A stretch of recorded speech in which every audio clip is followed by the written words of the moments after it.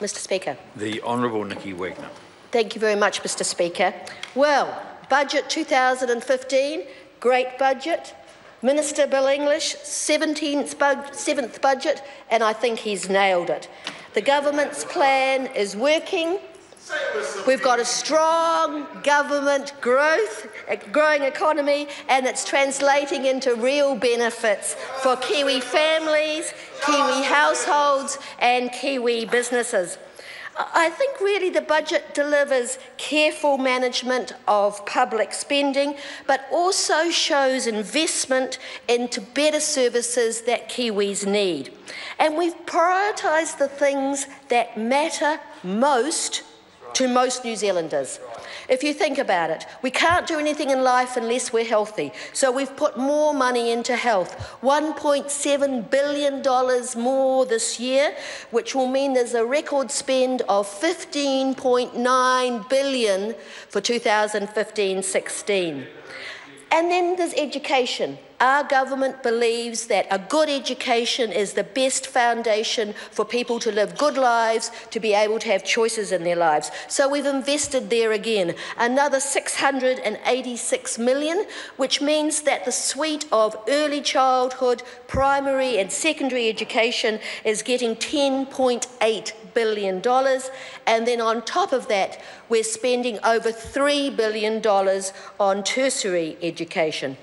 Now, but for me, as the Minister of Disabilities, I'm really interested in what's being spent for special education. And we've increased the amount of spending every year since we've been in government. And this year we're investing a further $62.9 million over 4 years. Now that's more monies for OARS funding. Now OARS is the ongoing resource scheme. And what we've got this funding for is for significantly disabled youngsters, people who have problems with physical or mental issues, that have learning disabilities. And what we're doing is putting this money in towards giving them a better quality of life and a better chance of education. Now, we're also going to add $23 million for extra in-class aids for kids that don't quite meet those OARS category, so the ones that still need help but aren't OARS. So we want to make sure that our disabled youngsters have the best opportunity to live the life of ordinary kids. We believe that education is the best place to make that happen.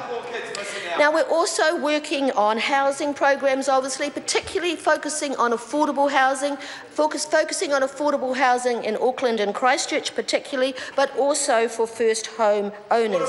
And we're investing in ultra-fast broadband, regional highways, Kiwi Rail and urban cycleways. All things that I think is money well spent. But let's look at jobs. Our government believes that work is good for you. We believe in work, not just for getting wages or a salary, but because if you go to work, you're part of a team, you're part of a contribution, you can use your skills, and that's what people do in our communities.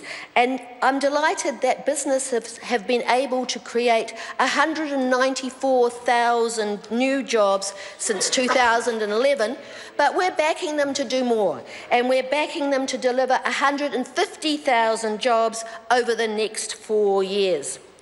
But we also want good wages. Now, average wages have increased by 15% in the last 5 years, and we're expecting that to continue, and we're hoping that the average wage will be able to rise by about $7,000 to get to $63,000 by mid-2019. The ACC annual levy cuts will also inject $2 billion into the back pockets of Kiwis. That's between 2012 and 16, and I think that's been very well received. But I have to say, the highlight of the budget has got to be the package for children from poorer families, and that's the $25 a week increase in benefits. We understand that people on benefits struggle to look after their kids, so $25 will make a difference for families with children.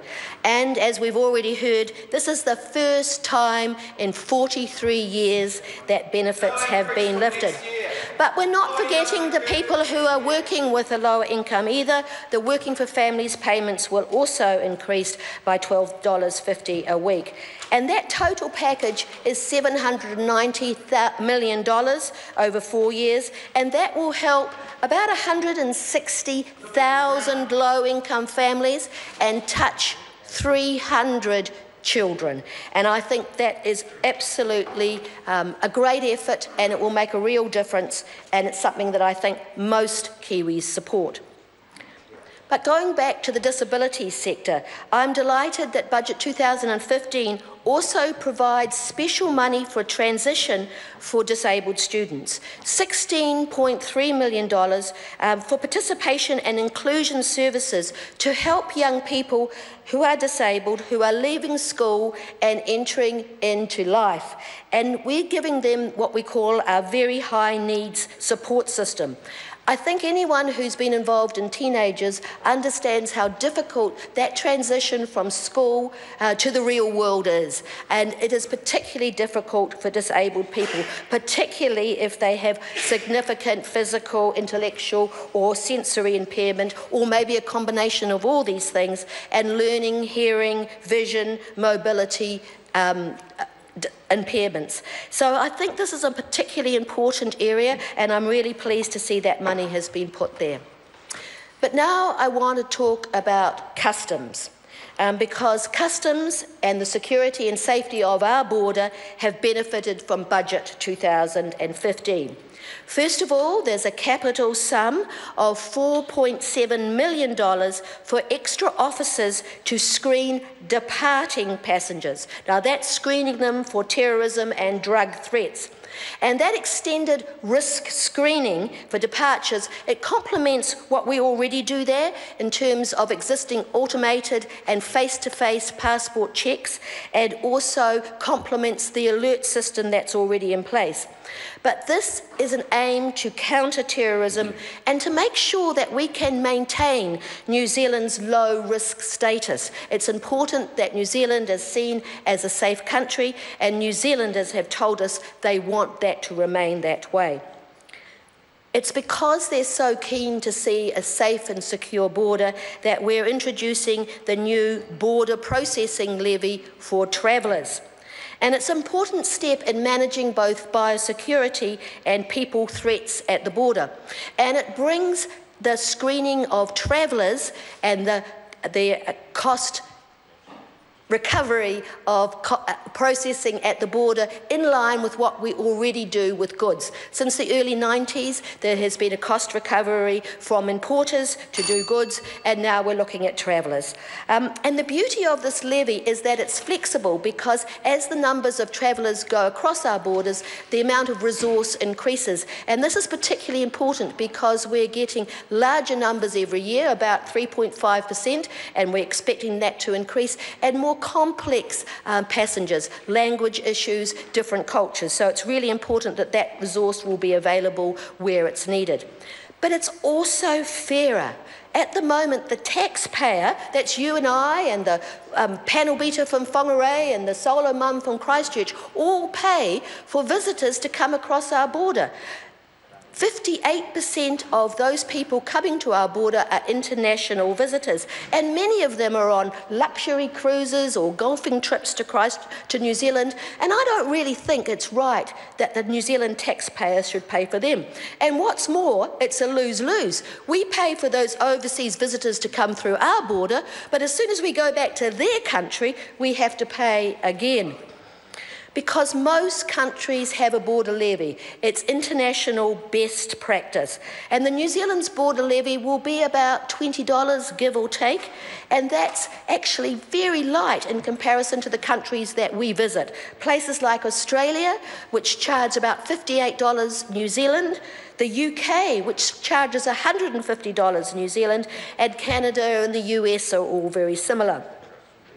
Now, the majority of the levy will be on the arrival part, simply because that's where the biosecurity screening happens, but we still need part of the levy to cover the departures and face-to-face and screening of passport checks. and it will apply to all travellers. Airline passengers, about 95% of them, but also cruise passengers, and if you come on your private yacht or airline, you'll have to pay as well. We're getting stakeholders and a consultation document. Thank you. The member's time has expired. Thank you. Sewer Williams.